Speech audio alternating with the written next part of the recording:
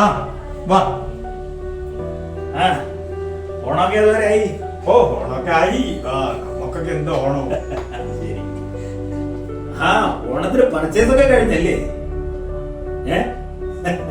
പിന്നെ ഓണത്തിന്റെ പർച്ചേസ് അല്ലേ ഇതാ ഈ കിടക്കുന്ന സാധനം. അത് കൊള്ളാമല്ലോ. എന്താ വാങ്ങിയത്? എടുത്തു നോക്ക്.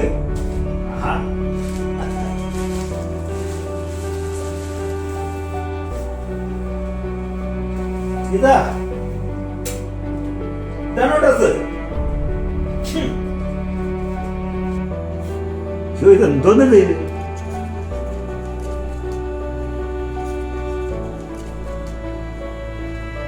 ഇതൊന്നും പഴഞ്ചില തുണിയാ. ഒന്നും കൂടി ഉണ്ട്, ഇതെടുത്ത് നോക്ക്. ഒന്നും കൂടെ ഉണ്ടോ?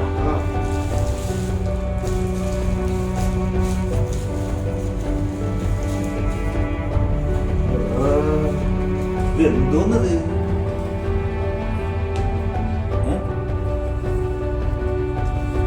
ഇതാണോ ഓൺലൈൻ വാങ്ങിയത്?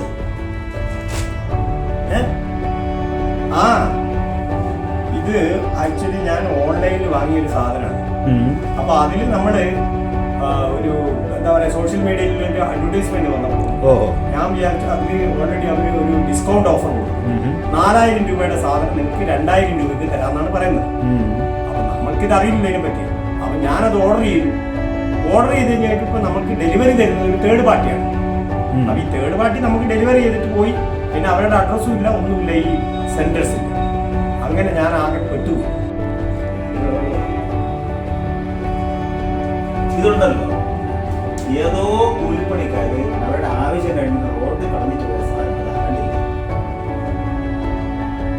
റോഡിൽ കളഞ്ഞിട്ട് പോയ സാധനം ഇത് ഈ സോഷ്യൽ മീഡിയക്കാര് അതെടുത്ത് പാക്ക് ചെയ്ത് നിന്നെ പോലുള്ളവർക്ക് അയച്ചു കൊടുക്കും. ഡിസ്കൗണ്ട് ഒന്നും പറഞ്ഞിട്ട് 4000 രൂപ സാധനം 2000 രൂപ. കാര്യമുണ്ട് കേട്ടോ. ഇതെന്തായാലും ഉപയോഗമില്ലാതെ വരില്ല. ഇവിടെ നായ വളർത്തുന്നുണ്ടോ? ഒരു കാര്യം ചെയ്യണം.